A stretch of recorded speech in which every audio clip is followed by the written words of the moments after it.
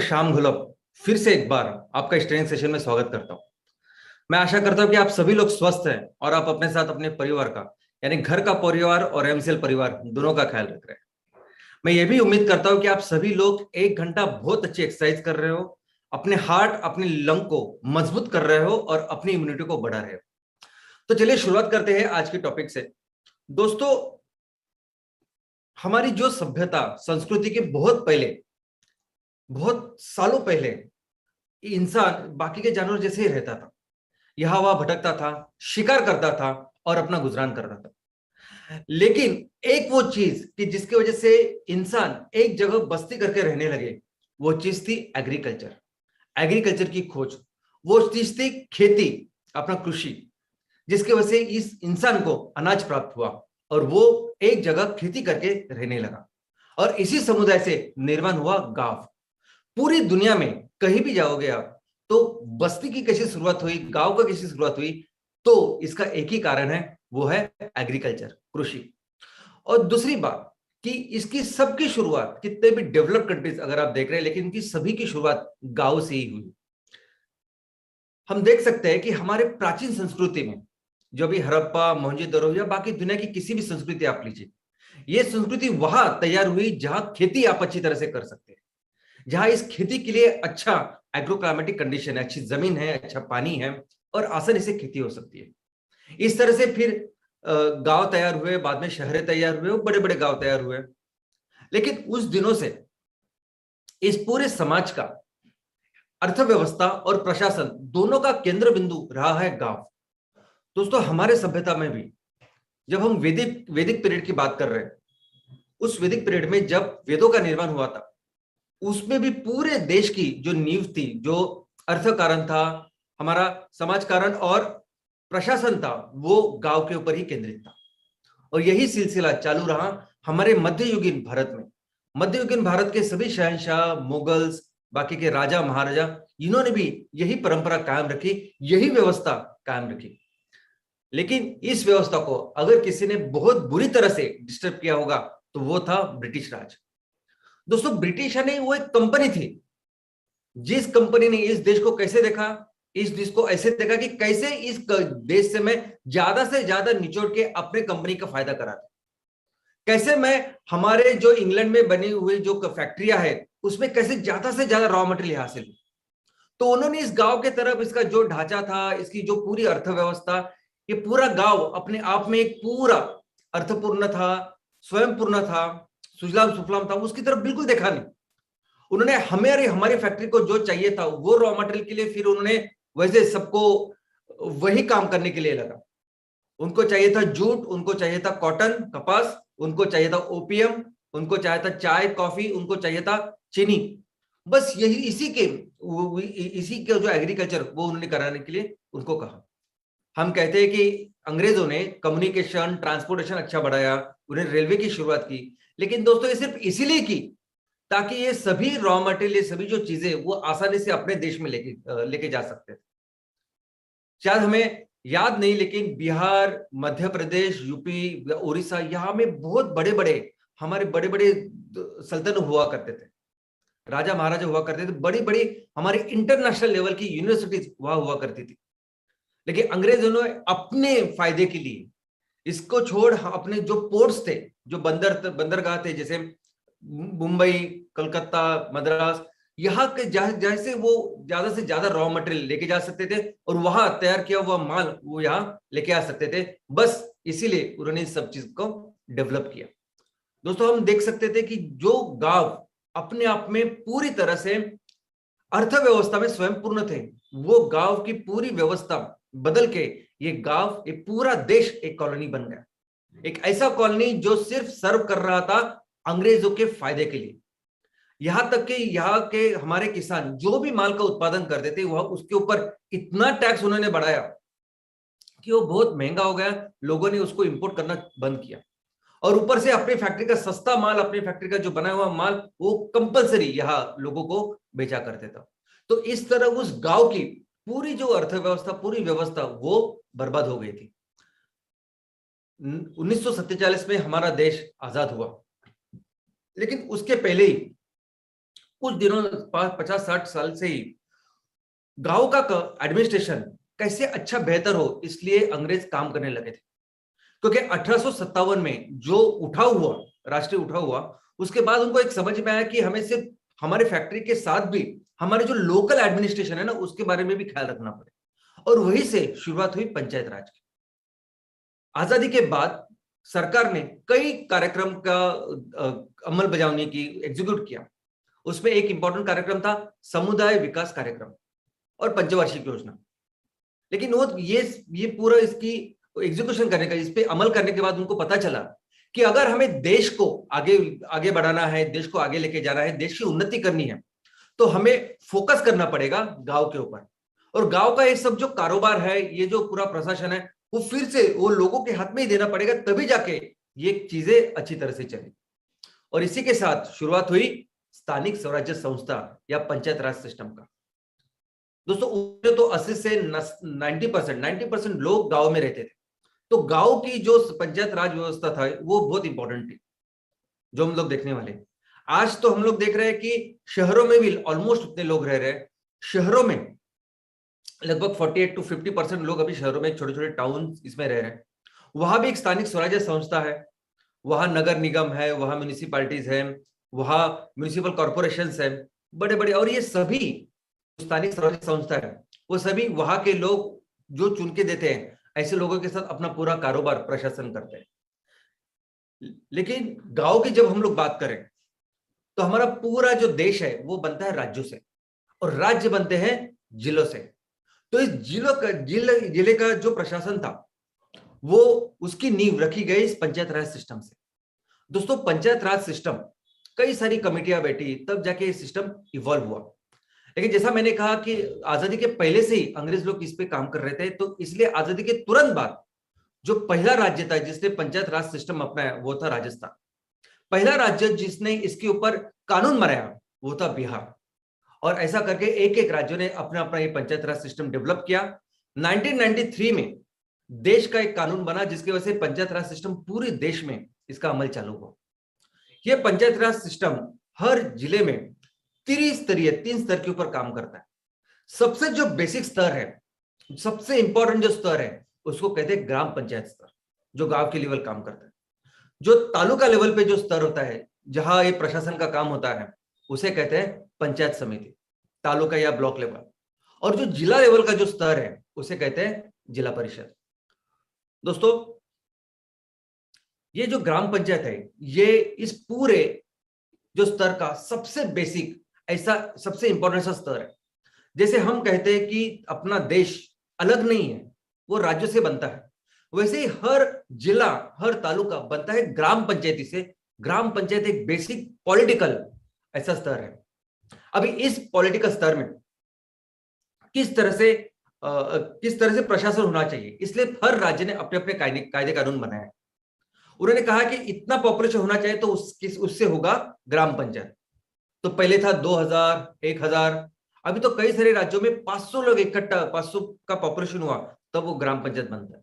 तब इस 500 के पॉपुलेशन में 1 गांव हो सकता है, 2 गांव हो सकते हैं, 3 गांव हो सकते हैं।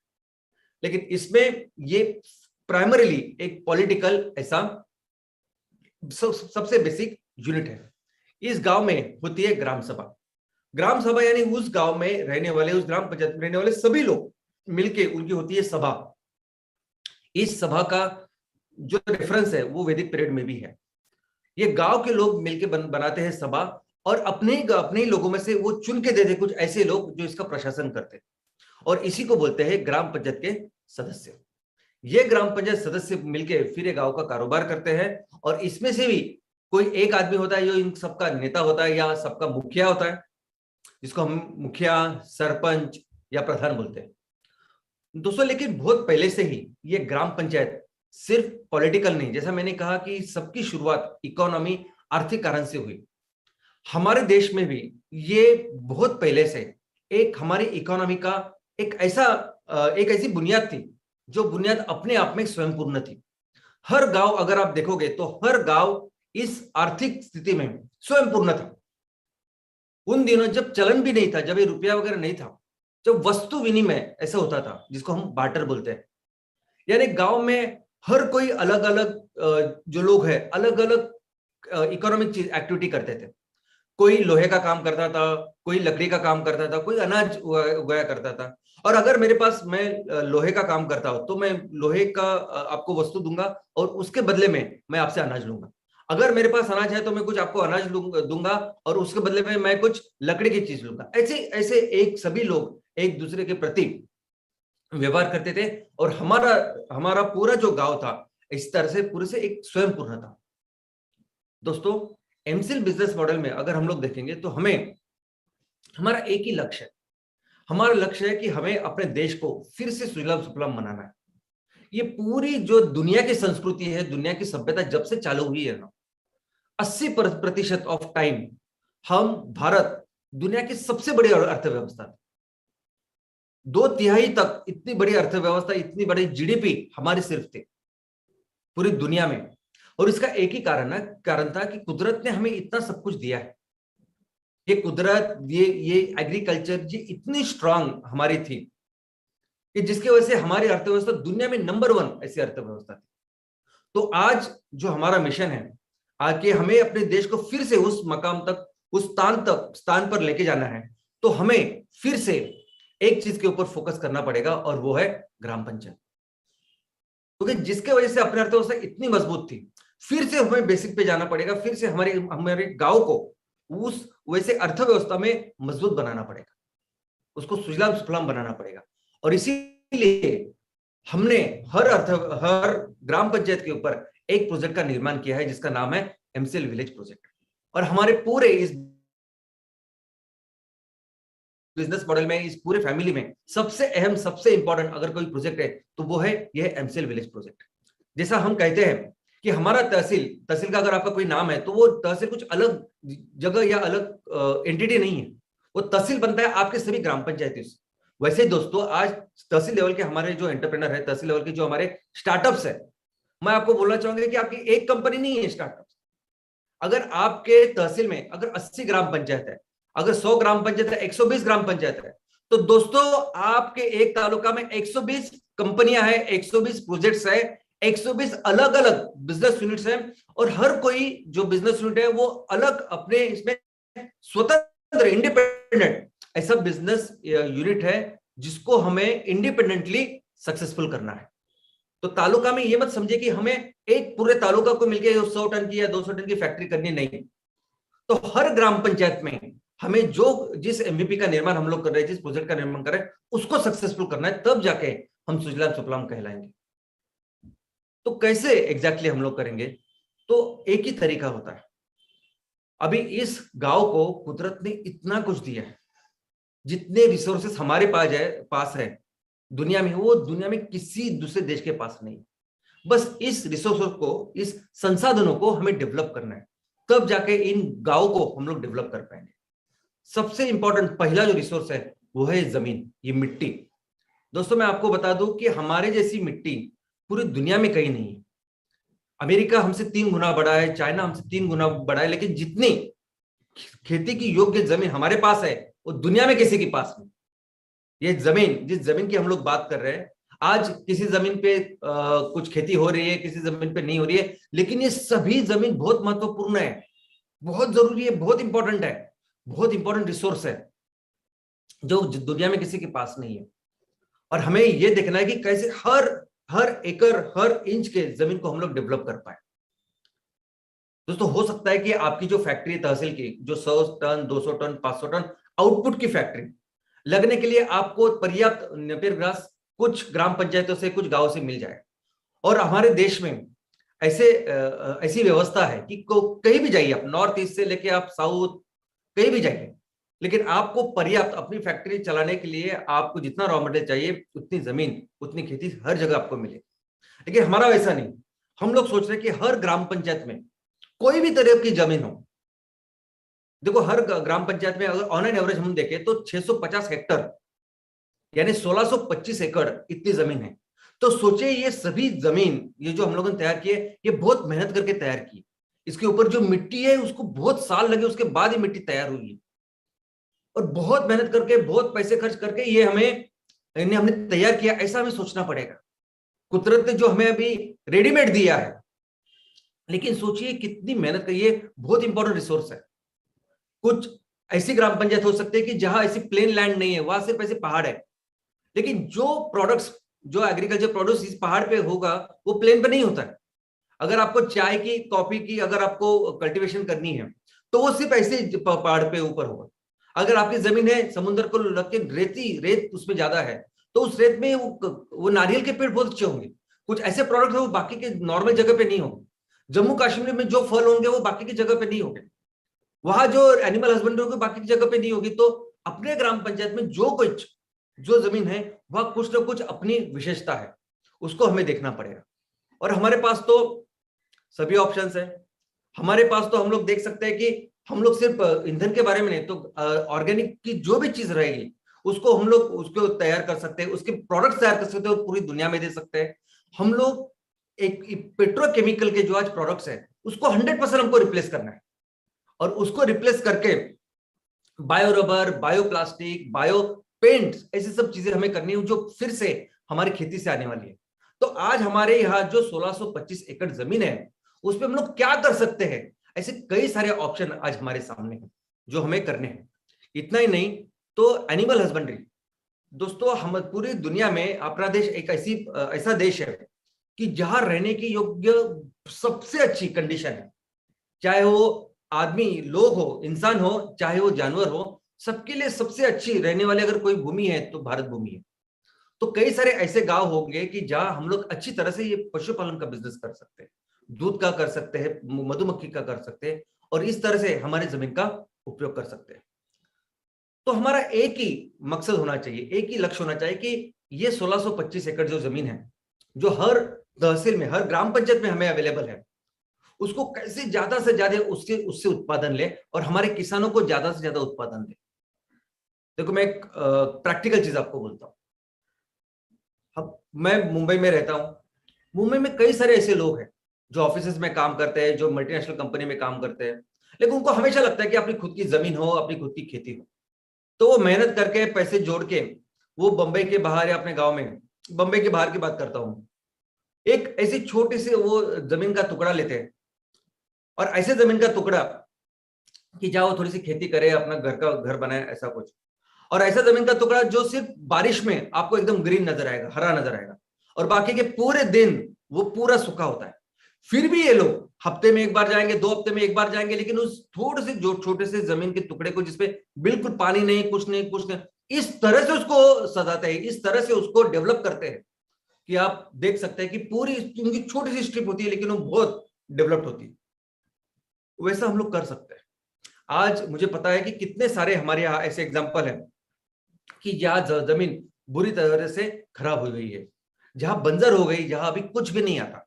लेकिन मैं आपको सैकड़ों सैकड़ों ने हजारों एग्जाम्पल दे सकता हूं कि एक आदमी ने मिशन के तौर पर काम करके कैसे अपने गांव की जमीन को सुजलाम सुफलाम किया।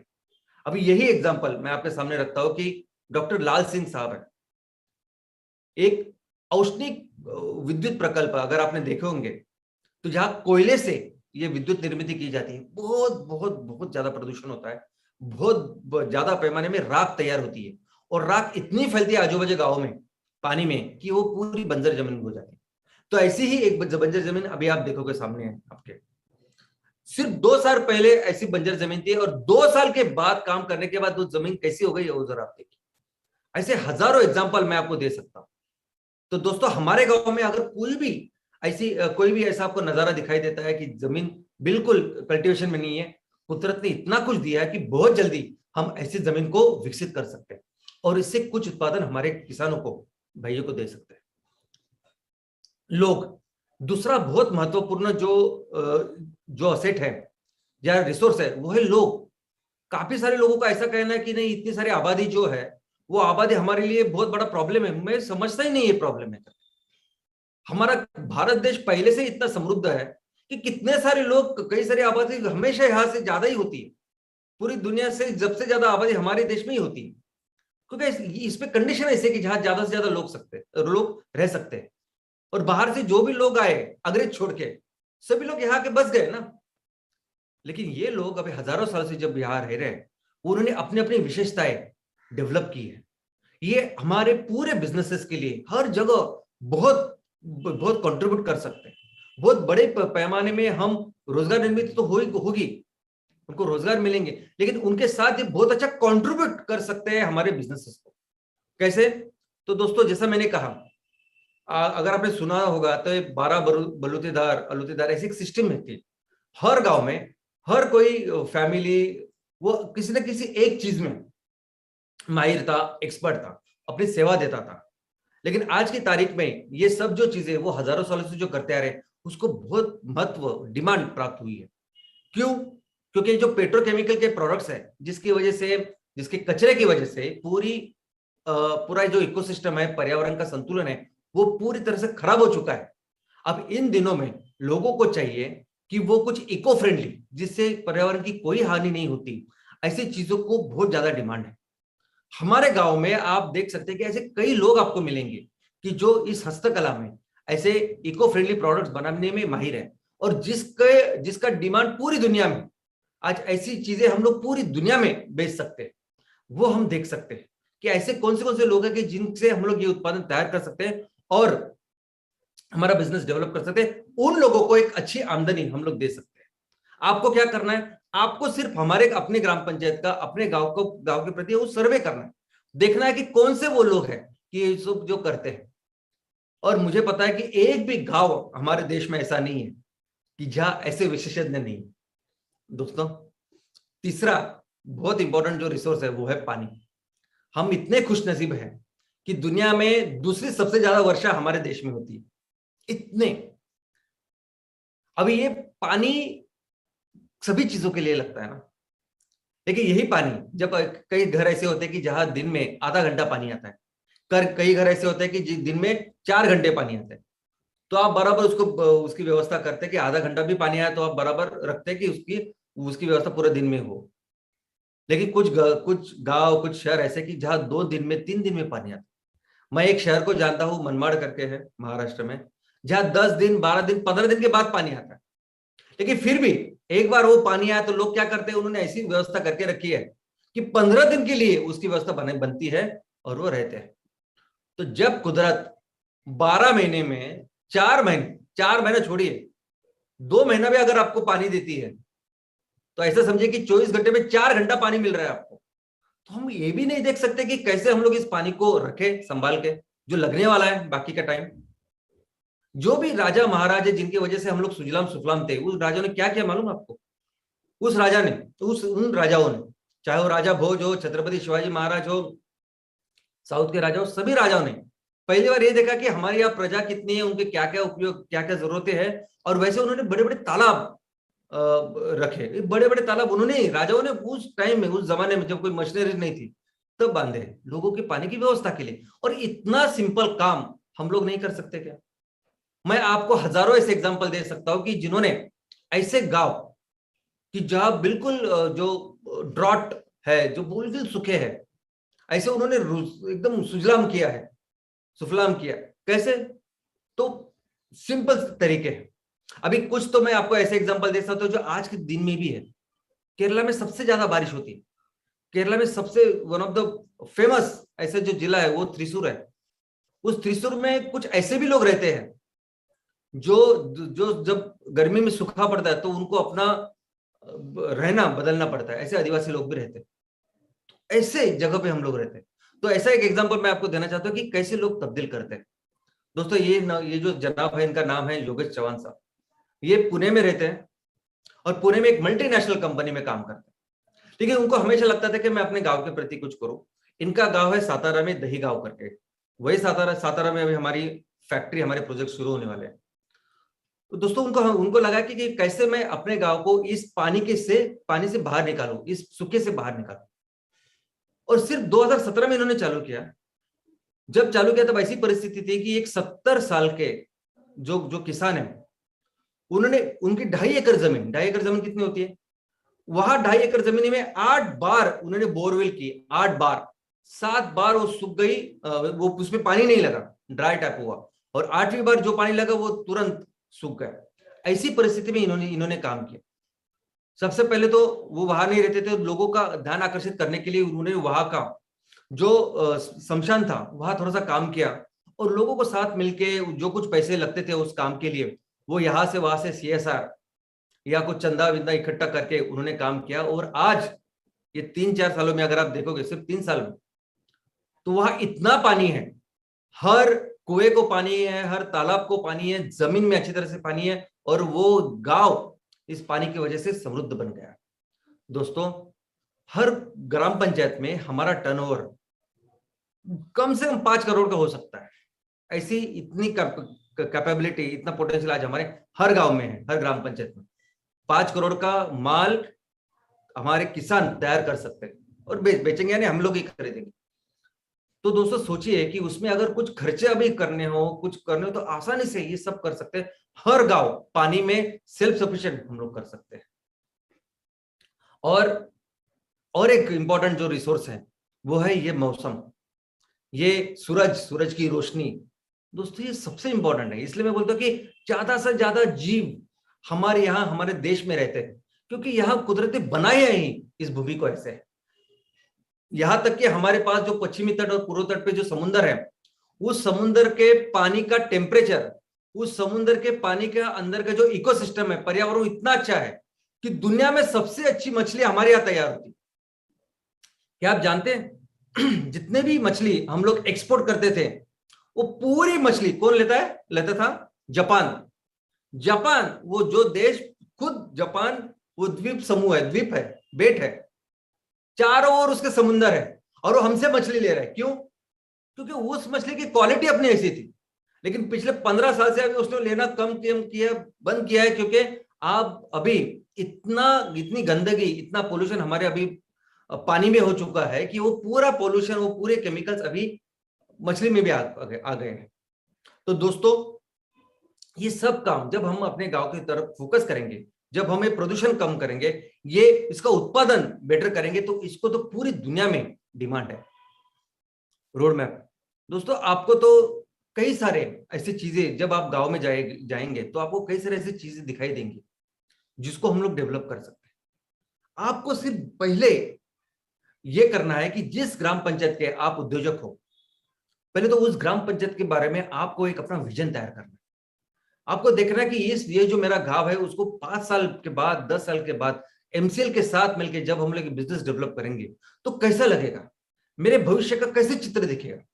चाहे वो स्कूल हो, चाहे वो हेल्थ की व्यवस्था हो, रोड्स हो, जो भी आपको लगता है, जैसे भी लगता है कि आपको पानी में, इलेक्ट्रिसिटी में स्वयंपूर्ण होना चाहिए, वो कैसे होगा, उसका भविष्य का चित्र निर्माण कीजिए। मुझे ये बताने में आपको बहुत गर्व महसूस हो रहा है कि आज हमारे साथ जो भी MCL विलेज के एंटरप्रेनर्स है, जो उद्योजक है, वो इतने जबरदस्त हैं, इतने अच्छे हैं, यानी आप सोच नहीं सकते, इतने बड़ी बड़ी संस्थाएं उनकी है, राजनीति में वो लोग हैं, ऑफिसर्स है क्लास 1, रिटायर्ड बहुत बड़े बड़े ऑफिसर्स हैं, जिन्होंने ग्राम पंचायत का प्रोजेक्ट लिया है, इसलिए क्योंकि तालुका अवेलेबल नहीं है। दोस्तों मैं सबसे अपील करना चाहता हूं कि जो भी आज ग्राम पंचायत के हमारे जो उद्योजक हैं, आप भी सिर्फ फोकस करें, आप अपने ग्राम पंचायत के लिए बहुत जबरदस्त ऐसा विजन बनाइए। विजन यानी क्या कि मेरे गांव में मैं कैसे ज्यादा से ज्यादा बिजनेस कर सकता हूं, ये सभी रिसोर्सेज मेरे पास है, मेरे पास इतनी जमीन है, इतने सारे लोग हैं, ये सब मैन पावर है, इसको मिलके, और ये पूरा मार्केट है, MCL यानी मार्केट, आपको तैयार करके MCL को ही देना है, वही देना है। तो किस तरह से मैं अपने गांव को ज्यादा से ज्यादा बिजनेस को, उसको सुजलाम और सुफलाम बनाऊं। और इसलिए आपको एक काम करना है कि पहले तो 8-10 दिन, 15 दिन आप अपने गांव में जाइए, देखिए कि अपने गांव में क्या रिसोर्सेस है, क्या चलता है, लोगों को क्या समझता है, क्या वो कर सकते हैं, किन चीजों का डिमांड है, और इसके बारे में एक बार अपने लोगों से साथ बात कीजिए, देखिए, उसके बारे में सर्च कीजिए, किताबें पढ़िए। ये सब करने के बाद, पढ़ाई करने के बाद, आप फिर एक जगह एक नोटबुक और पेन लेके बैठिए, और ये पूरे जो डेवलपमेंट है, ये हमारे गांव का जो विकास है, उसका पूरा एक रास्ता, एक पूरी जिसकी प्लानिंग, वो आप तैयार कीजिए, जिसको हम लोग बोलेंगे ब्लूप्रिंट। कि मेरे गांव में अगर मुझे शुरुआत करनी है तो मुझे इससे करनी पड़ेगी, इस आदमी को पहले जाके मिलना पड़ेगा, ये काम जो है वो बेहतर होगा। इस तरह से 1 2 3 4 इस तरह से आप अपना एक ब्लूप्रिंट बनाइए। और दोस्तों इसके लिए आप कुछ एक्सपर्ट होने की जरूरत नहीं, आप बहुत कुछ पढ़े लिखे होने की जरूरत नहीं, आपको बहुत कुछ इसका नॉलेज है, टेक्निकल नॉलेज है, ऐसा कुछ मानने की बिल्कुल जरूरत नहीं। आपको सिर्फ सोचना है कि कैसे मैं बिजनेस से अपने गांव को समृद्ध कर सकूंगा। कितने सारे बड़े बड़े बिजनेसमैन हैं, उनका कोई बहुत बड़ा टेक्निकल बैकग्राउंड होता है ऐसा कुछ नहीं, उनके पास सिर्फ होता है कॉमन सेंस, विचार, सोचते हो जाते, थिंक करते हैं। ऐसे एक ब्लूप्रिंट, एक मस्त प्लानिंग आप करो, और यही प्लानिंग, यही ब्लूप्रिंट हमारे लिए है डिटेल प्रोजेक्ट रिपोर्ट है, डीपीआर। अभी डीपीआर हर गांव, ग्राम पंचायत का, गांव का हमें एक डीपीआर बनाना है। लेकिन जरूरी नहीं है डीपीआर ने, आप जो देखते हो इंटरनेशनल लेवल पे, नेशनल लेवल पे अलग अलग बड़े बड़े कंपनी के डीपीआर, टेक्निकल, डिफिकल्ट, जो समझने में बहुत मुश्किल होता है ऐसे डीपीआर, ऐसा कुछ ज्यादा करने की जरूरत नहीं। हमारे लिए ग्राम पंचायत का डीपीआर यानी क्या? हमारे लिए ग्राम पंचायत का डीपीआर यानी हम हमारे गांव में कितना बिजनेस कर सकते हैं, बस। जब मेरे पास एमसीएल का सपोर्ट है, यही लगने वाली सब फैक्ट्री है, तो इनके साथ मिलकर मैं अपने गांव में कितना बिजनेस कर सकता हूं, बस ये सोचना, उसका लेखा जोखा यानी डीपीआर। और हम ऐसी चीज से शुरुआत करेंगे कि जो चीज से आपका नाम एस्टैब्लिश हो, जिस चीज की वजह से आपके प्रति सभी गांव वालों का जो निष्ठा है, जो विश्वास है, वो दृढ़ हो जाए। और आज की तारीख में सबसे अहम अगर कोई चीज है, वो है ईंधन, फ्यूल। हमारे गांव में जब रिक्शा हम लोग सीएनजी पे ऊपर कन्वर्ट करेंगे, जब गांव के जो चूल्हे हैं, वहां के चूल्हे हम एलपीजी को रिप्लेस करके हमारे गैस के पे ऊपर चलाएंगे, या गांव में कुछ ऐसी चीजें होती है जो बहुत महत्वपूर्ण होती है, लोगों को बहुत जरूरी होती है, चाहे कुछ स्कूल हो, चाहे वो कुछ समाज मंदिर हो, चाहे वो शमशान हो, कोई भी ऐसी चीज, और जहां बिल्कुल लाइट की व्यवस्था नहीं है, वहां आप अपने गैस में तैयार किए हुए जनरेटर से, अपने अपने गैस से जो बिजली बनेगी, उससे बिजली का निर्माण कर सकते हो। उससे कितना नाम, कितना अच्छा आपका गांव में हो सकता है। और ऐसे ही हमें तैयार करना है अपना ब्रांड, अपना विश्वास, और ये बहुत जरूरी है। लोगों को पहले ही दिन, मैं हमेशा बोलता हूं कि हमें तो इतने सारे प्रोडक्ट बेचने हैं, यानी कल ये पूरे पेट्रोकेमिकल के जो चीजें हैं, यानी सुबह हम लोग जो ब्रश करते हैं ना, वो प्लास्टिक का ब्रश, उसको भी रिप्लेस करके जो भी चीज आप खाते हो, पहनते हो, डालते हो, चप्पल तक, हमें सब चीजें ऐसी तैयार करनी जो हमारे खेतों से आएगी और जिस पर्यावरण का ख्याल रखे।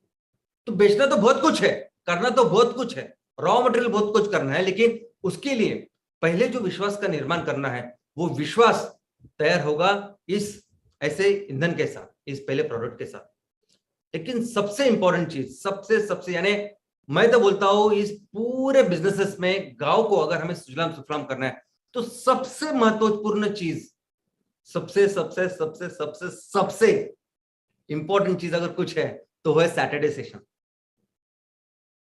सैटरडे सेशन यानी हफ्ते में एक दिन आपको अपने गांव के लिए एक मीटिंग लेनी। मेरे गांव को मैं कैसे समृद्ध बनाऊंगा, कैसे सुजलाम सुफलाम बनाऊंगा, कैसे यहां रोजगार बढ़ाऊंगा, लोगों को कैसे ज्यादा अच्छा इनकम दूंगा, उसके बारे में आपको हफ्ते में एक दिन, एक बार 1 घंटे की मीटिंग लेनी है, जिसको हम लोग बोलते हैं सैटरडे सेशन।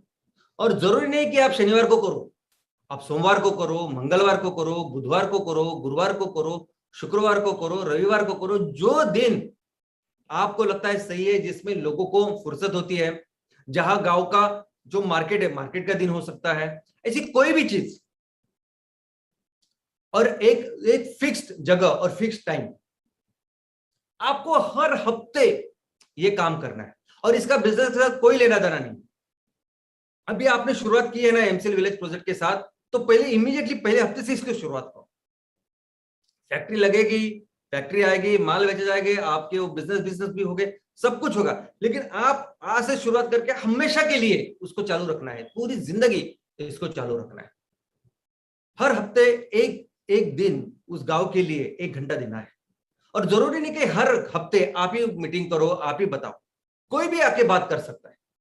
वहां 10वीं में अगर कोई लड़का पहला है, लड़की पहली आई, वो बात कर सकती है। वहां हमारे कॉलेज के युवा वो बात कर सकते हैं, कोई यंग एंटरप्रेन्योर बात कर सकते हैं, कोई सरकारी अधिकारी बात कर सकता है, वहां से कोई जो बड़े ऑफिशियल्स है, या बड़ा कोई भी उस गांव से रहते, जो अभी उस गांव में नहीं रहता, बाहर कहीं रहता है, फिर भी वो आके बात कर सकता है, जो हमारे गांव से जुड़ा हुआ है। दोस्तों, इसमें इतनी ताकत है। जब आप एक काम करोगे ना, 3 महीने 6 महीने के बाद आपको पता नहीं कि आपकी इज्जत कितनी बढ़ेगी उस गांव में। और पहले में एक आदमी आएगा, 2 आदमी, कोई जरूरत नहीं, कोई चिंता नहीं। पहले से बहुत सारे लोग आएंगे, कोई चिंता नहीं, आप उसकी चिंता ही मत करो। एक आदमी रहेगा तो भी चलेगा। आप ये अपना काम चालू रखो, आपको पता नहीं 3 महीने 6 महीने के बाद क्या होगा। अब इसी हफ्ते हमारे एक जगह पे ऐसे सैटरडे सेशन हुआ, वो एमवीपी यानी ग्राम पंचायत लेवल पे किया। इतना अच्छा, अभी जैसे मैंने आपको ये बताया है, इस तुलजापुर में ही एक हमारे ग्राम उद्योजक ने इतना अच्छा सैटरडे सेशन किया और उसका विषय था धूम्रपान। धूम्रपान क्यों नहीं करना चाहिए, बस धूम्रपान के ऊपर एक उन्होंने आधा घंटा 1 घंटा उन्होंने वो लेक्चर सब कुछ बातें बताई। वो इतने प्रभावित थे, इतना फायदा हुआ उसका कि उसके तुरंत बाद 5-6 लोगों ने उनको बोला कि सर आज से हम लोग इस धूम्रपान को हाथ नहीं लगाएंगे। इतना पावर होता है, यानी ये बिजनेस से कई आगे ये सैटरडे सेशन की चीज है। मैं तो कहता हूं ये सैटरडे सेशन यानी ऐसा समझे कि जैसे हम लोग जैसे शुक्रवार को मस्जिद जाते हैं, रविवार को चर्च जाते हैं, गुरुवार को मंदिर जाते हैं, वैसे एक प्रार्थना है जिसको हर हफ्ते हमें करना है कि कैसे हमारे गांव को हम लोग इसको आगे बढ़ाएंगे। और बिल्कुल इसमें कोई भी खंड या इसमें कोई भी रुकावट नहीं आनी चाहिए।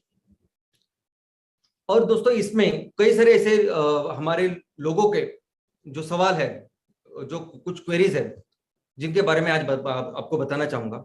सबसे पहला सवाल तो ये आता है कि लोग ये पूछते हैं कि 10,000 मेंबर आज हर तालुका में हमारे हैं। कई सारे लोगों तो अभी 10,000 के आगे निकल गए क्योंकि कारवा इतना बहुत बढ़ता जा रहा है कि लोग अभी खुद से आ रहे हैं और हमारे संगठन का मेंबर हो रहे हैं। तो इतने सारे लोग 10,000 नहीं 15,000 20,000 लोग अगर नेपियर घास की खेती करेंगे, अगर आप एक एक हर आदमी के पीछे अगर 1 एकड़ भी पकड़ो तो इतनी सारी जमीन होती।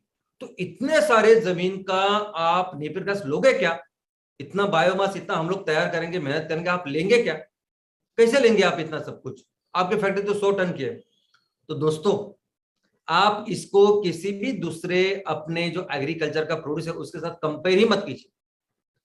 आप जो अभी प्याज आलू जो उगाते हैं ना, उसके साथ बिल्कुल इसको कंपेयर मत कीजिए कि वो बहुत ज्यादा बढ़ने के बाद प्याज जो 50 रुपए का बिकता है वो 5 रुपए भी कोई लेता नहीं पाता और हमारा खर्चा भी नहीं आता और ऐसा सब हो जाता है। वैसे ये बिजनेस नहीं है।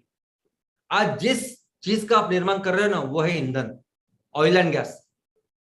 और आपको मालूम है आज की तारीख में कितना जरूरी है? क्या आपको पता है कितना भयंकर संकट पूरी दुनिया के सामने है? क्या आपको पता है कि दुनिया में जो 10 न्यूज अगर आप देखो 10 न्यूज उसमें से 9 न्यूज सिर्फ और सिर्फ ये ग्लोबल वार्मिंग की है। आज जो मैं आपको भी आप भाषण दे रहा हूं वहां अमेरिका में सबसे बड़ा तूफान आया जिसकी वजह से पूरा पानी पानी बाढ़ आ चुकी है वहां। और एक जगह बाढ़ आ चुकी है और उसी अमेरिका में दूसरी जगह बहुत बड़ी आग लग चुकी है। जैसे पहाड़ गिरते हैं ना, लैंडस्केप लैंडस्लाइड होते हैं हमारे यहाँ उत्तराखंड में होते हैं, महाराष्ट्र में होते हैं, वैसे लैंडस्लाइड अभी चाइना में हो रहे हैं बहुत बड़े पैमाने। रशिया में बाढ़ आ रही है, बाढ़ है।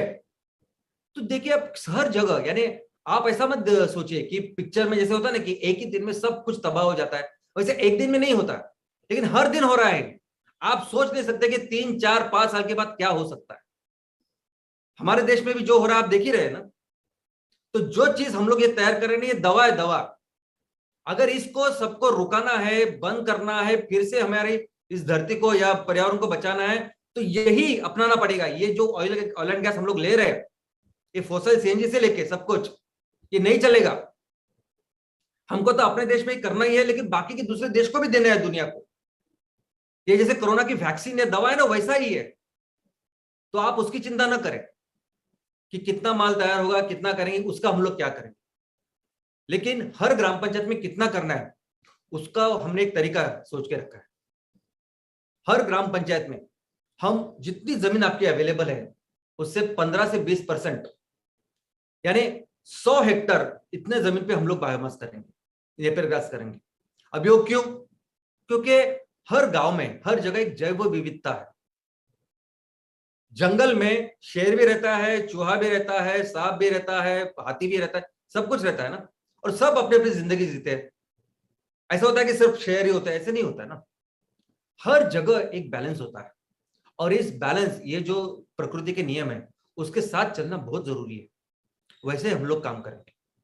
हम अपने यहाँ जैसे मैंने कहा कि लगभग ऑन एन एवरेज 650 हेक्टर अपने पास हर ग्राम पंचायत में, उससे उससे 100 हेक्टर यानी 15% से भी कम इतना हम हर ग्राम पंचायत में करेंगे, उसका लिमिट रखेंगे। क्योंकि अगर एक ही चीज आपने बार की बहुत बड़े पैमाने पे की, जैसे मलेशिया में हुआ, सभी जगह उन्होंने पाम के पेड़ लगाए और पाम ऑयल में पूरी दुनिया में नंबर 1 हुए। अमेरिका में जाओगे तो हजारों हेक्टर पे बस एक ही आपको क्रॉप दिखाई देगा। इससे वो जमीन का, उस पूरे पर्यावरण का कितना नुकसान होता है, इसकी आपको कल्पना नहीं है। बहुत जगह पे वो जैव विविधता तो बहुत बुरी तरह से खतरे में है, खराब हो चुकी है। वैसा हम लोग नहीं करेंगे। हम अपने यहाँ, जैसा मैंने कहा कि हर इंच में हम कुछ ना कुछ करेंगे। हर इंच, कोई भी जमीन ऐसे नहीं छोड़ेंगे कि जहां कुछ हमारा उत्पादन नहीं हो रहा है वो जमीन ऐसी पड़ी पड़ी हुई, नहीं। हम उससे पैसे क्या होते हैं, कह सकते हैं कौन सा बिजनेस कर सकते हैं वो करेंगे, लेकिन हर का बैलेंस रखेंगे। 100 हेक्टर हम लोग बायोमास करेंगे, बाकी के तो ऑर्गेनिक फार्मिंग में बहुत सारी चीजें हैं और इको फ्रेंडली प्रोडक्ट्स उसमें चीजें हैं। उन सभी चीजों का एक बैलेंस हम अपने गांव में रखेंगे। ऑर्गेनिक फार्मिंग, लोगों को ऑर्गेनिक फार्मिंग को लेके भी बहुत सारी क्वेरीज होते हैं, लेकिन उसको समझना भी जरूरी है। दोस्तों, हमें ग्राम पंचायत में पूरा जो केमिकल फार्मिंग, जो कैंसर की फार्मिंग हो रही है, उसको 100% रिप्लेस करना है ऑर्गेनिक फार्मिंग।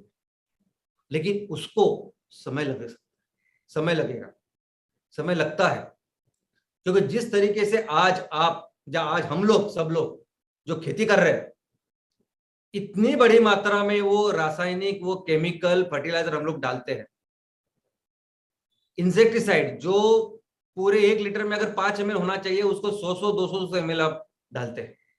वो एक वीडियो है कैंसर की, जो आई एम श्योर कि सभी हमारे सीनियर बीडीए के पास है, वो 3-4 मिनट की, वो इन सबको आप दिखाइए कि कैसे ये जहर आज पूरी जमीन में, वो धरती में, उस अपने हमारी मिट्टी में, इस पानी में जो भी खाते हैं हम लोग, वो सभी चीजों में कैसे जहर फैलता जा रहा है, इसलिए कैंसर फैलता जा रहा है।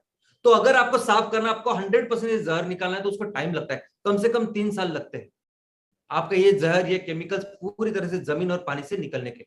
लेकिन हो सकता है कि जिस तरह से हम लोग खेती कर रहे हैं, यानी एक बार आपने पानी डाला अपने खेतों में, तो जब तक बाहर का बाजू वाला बोलता नहीं कि बाबा तेरा पानी मेरे खेतों में आ रहा है, तब तक आप वो बोर बंद नहीं करते। और उसमें इतना सारा केमिकल्स होता है। तो दोस्तों, हो सकता है कि इसके लिए 4 साल 5 साल लग सकते हैं। हो सकता है कि इस 4-5 सालों में आपकी उत्पादकता भी कम होने वाली है, क्योंकि हम लोग उस जमीन को साफ करें। मशीन का कैसे ओवरऑलिंग करते हैं, हम लोग कैसे भी श्रावण का उपवास कर रहे हैं कि जो कुछ प्रॉब्लम सिस्टम, वो सिस्टम साफ हो जाए। वैसे ही अपने इसकी भी जरूरत है ना। कितने सालों से हम लोग इस केमिकल्स की खेती कर रहे हैं, लेकिन हम लोग देखेंगे कि कैसे उस कम इसमें भी, ये 3-4 सालों में जैसे कम कम उत्पादन भी आपको मिलते रहेंगे, ऐसे उत्पादन लेंगे हम लोग जिसको मार्केट में वैल्यू है और उससे कुछ अच्छे पैसे हम लोग किसानों को दे पाए। मशीनरीज, क्या हमारे पास मशीनरी होगी? क्या एमवीपी में कौन सी मशीनरी होगी? उसकी क्या लिस्ट होगी? इक्विपमेंट की क्या होगा? तो दोस्तों, एक आप समझिए, एमवीपी का क्या रोल है, क्या करने वाला है। तो एमवीपी हमारे गांव को बढ़ाने वाला, आगे लेके जाने वाला एक इंजन है। एमवीपी एक ग्रोथ सेंटर है। एमवीपी हमारे किसानों को क्या करना चाहिए, क्या नहीं करना चाहिए, मार्गदर्शन करने वाला केंद्र है, एक ट्रेनिंग सेंटर है। या हम लोग बताएंगे कि देखो, एक नेपियर घास है, ऐसे उगाना है, ऐसे आप करिए। ये पशुपालन ऐसे होगा, आप इसको करिए। ये ऑर्गेनिक फार्मिंग ऐसी होगी, आप इसको करिए। ऐसा एक एमवीपी सेंटर है। एमवीपी वो सेंटर है कि जहां हम लोग कहते हैं कि हर हर किसान, हर फैमिली अपने आप में एक उद्योजक है, एंटरप्रेनर है, और वो अपना बिजनेस ज्यादा से ज्यादा कैसे बढ़ाए, ये सपोर्ट करने वाला वो सेंटर है। क्योंकि अगर मेरे ग्राम पंचायत, मेरे गांव में ये एमवीपी है और मेरे पास इतनी जमीन है, नहीं है, मुझे ये हस्तकला आती है, नहीं आती, जो भी है, तो कैसे मैं अपने आप को डेवलप करूं, कैसे मैं अपने फैमिली का इनकम बढ़ाऊं, कैसे मेरी जमीन से ज्यादा इनकम मुझे मिले, इसके ऊपर इसको प्रमोट करने वाला काम है हमारा एमवीपी। हमारे गांव में बहुत सारी ऐसी चीजें कि जहां रिसर्च की जरूरत है, जहां नूतनीकरण की जरूरत है, इसका भी हमारा सेंटर है एमवीपी। एमवीपी हमारा एक बिजनेस डेवलपमेंट का सेंटर है। सिंपल, हमारे गांव में बिजनेस अच्छी तरह से डेवलप करना है, जो जिसका केंद्र बिंदु, जिसका फोकस है अपना खेडूत, अपना किसान, उसको लोग कैसे ज्यादा से ज्यादा बिजनेस हम लोग करें हर एक इंच से, उसका सेंटर है एमवीपी। इसीलिए ये मत आप सोचिए कि अगर हम लोग हर ग्राम पंचायत में बोलते हैं कि 100 से 150 टन, 150 टन उससे ज्यादा भी, क्योंकि इतनी उत्पादकता है नेपियर घास की, 100 हेक्टेयर भी आपने करे तो कितना ज्यादा। तो 150 टन अगर हर दिन आपके एमवीपी में आएगा तो कैसे होगा, वो कैसे काम करेंगे हम लोग। तो आपका सेंटर सिर्फ बिजनेस ग्रो करने का सेंटर है।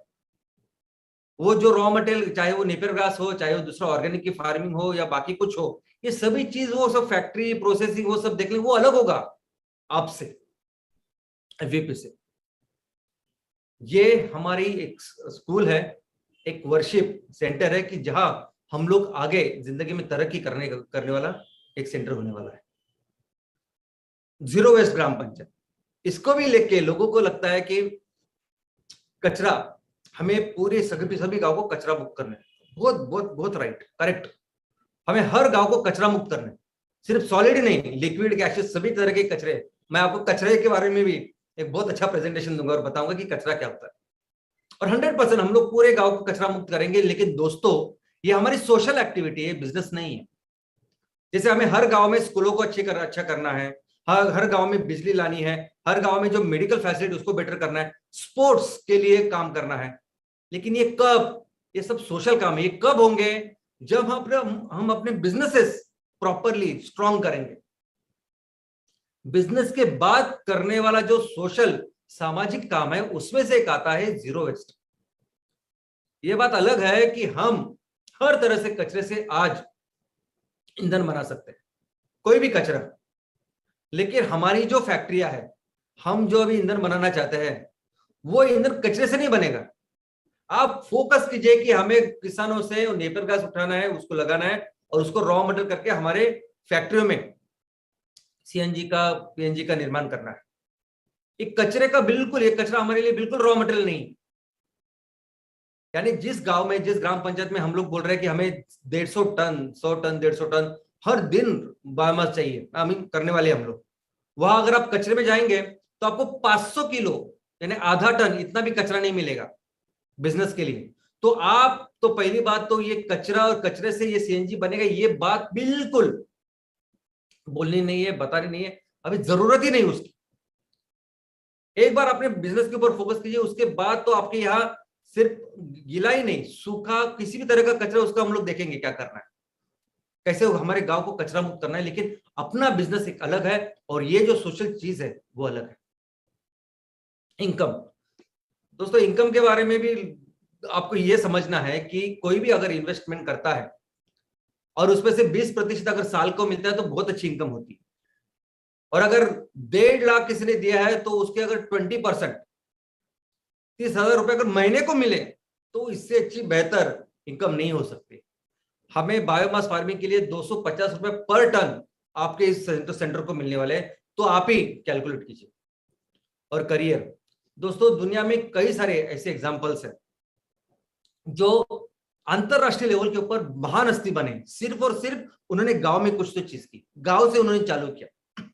ऐसे हजारों एग्जांपल है, मैं जो आपको दे सकता हूं कि जिन्होंने अपने गांव के ऊपर फोकस किया, गांव अच्छा काम किया, वहां जो कंट्रीब्यूट किया उसमें से वो अपने देश के प्रति, अपने पूरे दुनिया में उनका नाम हो गया। और ऐसे कई सारे एग्जांपल हमारे सामने हैं।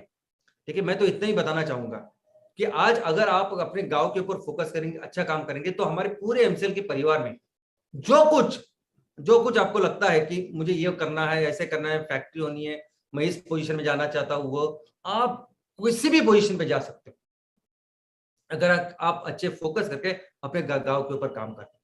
कोई भी फैक्ट्री अगर आपको जो चाहिए उस पोजीशन पे जा सकते हैं आप हमारे कंपनी के सीईओ बन सकते हैं, ऐसे लेवल पे जा सकते हैं। ऐसी व्यवस्था आज हमारे पास है। तो दोस्तों मैं चाहता हूं कि आप इस बात को अच्छी तरह से समझें कि हमारा एक ही फोकस है, गांव। वो फोकस पहले से था, उसी की वजह से हम लोग इतने साल पूरी दुनिया में नंबर 1 इकोनॉमी थे। और आज भी अगर फिर से जाना है तो हमें हर ग्राम पंचायत को अलग अलग समझ के उसको अलग अलग सक्सेसफुल करना है। सिर्फ मेरी 100 टन की, 200 टन की फैक्ट्री कैसी लगेगी उसकी चिंता मत कीजिए। हर गांव को हमें समृद्ध बनाना है, चाहे वो पहाड़ हो, चाहे वो समुद्र के किनारे हो, चाहे वो रेगिस्तान हो। कुछ ना कुछ बिजनेस एक्टिविटी है जो हम लोग डेफिनेटली हमारे गांव में करेंगे। ज्यादा से ज्यादा अपने किसानों की, अपने खेडूत की, लोगों की हम लोग इनकम बढ़ाएंगे और हमारे गांव को सुजलाम सुफलाम करेंगे। तो आप सभी को बहुत बहुत शुभकामनाएं इसके लिए। Thank you.